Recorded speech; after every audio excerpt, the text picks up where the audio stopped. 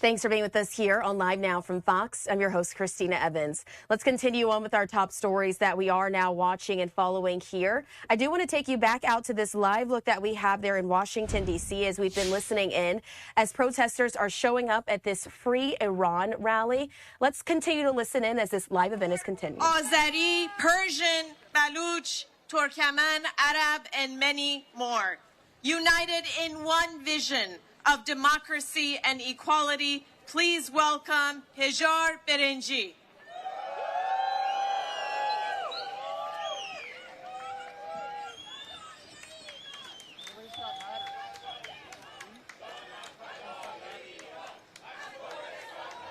Thank you. Thank you. Friends, compatriots, Kurds, Iranians, and all voices of freedom gathered here in Washington, D.C. Today, we are here for a simple reason. The Islamic Republic is bombing the Kurdish people, and they need to stop it. It's executing its own people of Iran, and it's sponsoring terror in the whole region in the Middle East and destabilizing the whole world. It's using diplomacy to buy time, which we want the authorities of this country to understand that and don't play their game.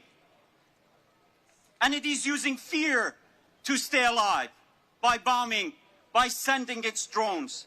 So our message today must be clear. This regime cannot be referred. This regime cannot be moderated. This regime cannot be trusted. The only solution is toppling the Islamic Republic of Iran.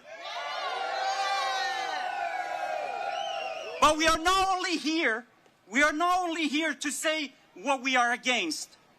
We are here to say what we stand for, all of us.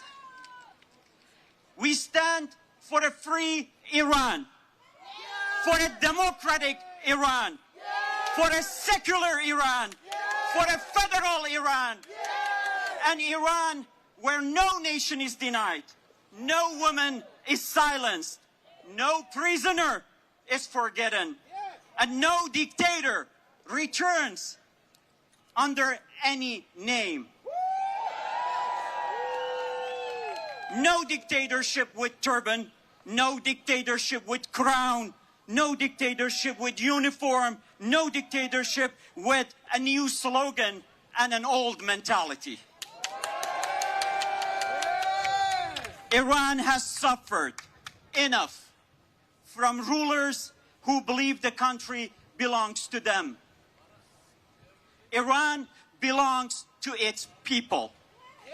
And that means all its people.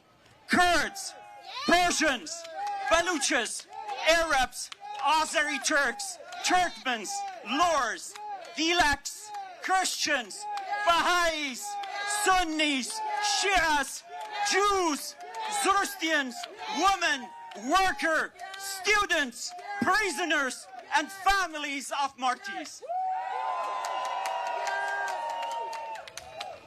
A future Iran, that's all we stand for. A future Iran cannot be built by one group alone.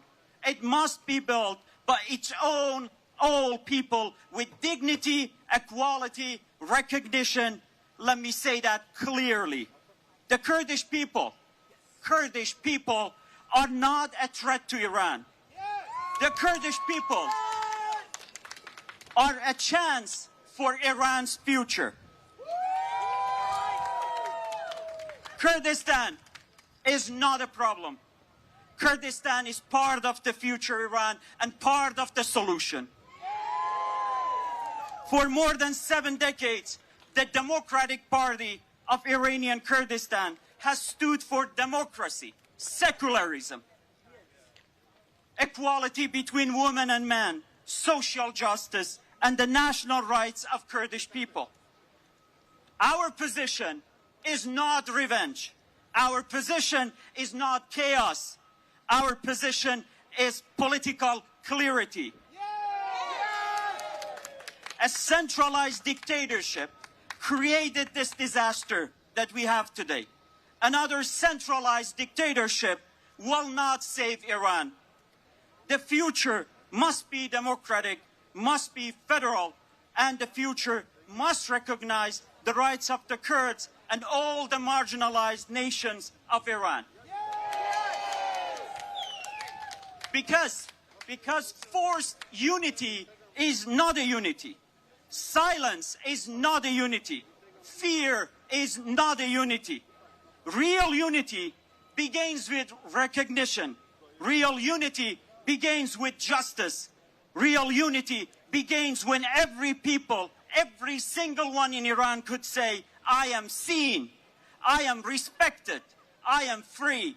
Today, we stand with the families of our all political prisoners. We say to every mother waiting outside the prison gate, your pain is not invisible. We say to every prisoner facing execution, your name is not forgotten. We say to every young woman who stood against the forced submission, your courage changed history. We say to every person inside Iran who cannot be here today with us because speaking the truth in Iran will cost their life. We say, we are your voice. And to all democratic opposition forces gathered here, including the organizers of this rally, former political prisoners, women's rights activists, resistance movements, Republicans, Kurds, and all the freedom-seeking Iranians. We may come from different histories, we may carry different wounds, but we today stand against the same enemy. And we must stand on the same red line. No Islamic Republic, no to executions, no to appeasement, no to dictatorship in any form, no denying the rights of Iran's nations. The regime wants to divide us. It wants the Kurds isolated. It wants the Baluch silenced. It wants the women afraid. And it wants opposition forces suspicious of each other. We reject that. Our strength is not imported. Our legitimacy is not borrowed. And our struggle does not depend on foreign weapons, foreign promises, or secret deals. Our strength comes from our people, from organizations, from sacrifice, from the mountains of Kurdistan, from our brave Peshmergas, from the streets of Iran, from the members who refuse to forget, from the prisoners who refuse to surrender. So our message to Washington is direct. Do not appease Tehran. Do not reward executioners. Do not ignore Kurdish question. Do not ignore marginalized nations of Iran. Do not negotiate over the heads of people of Iran. Do not separate human rights from security. A regime that executes prisoners at home and sponsors terror abroad is not a partner for peace. This is an obstacle to peace. Our message to the terror-sponsoring regime in Tehran is stronger. Your executions will not save you. Your drones will not silence Kurdistan. Your prisons will not break the people. Your propaganda will not divide us forever. From the mountains of Kurdistan to Tehran, from Baluchistan to Ahvaz, from Evin prison to streets of Washington, D.C., our message is one: topple the terror-sponsoring regime of Islamic Republic.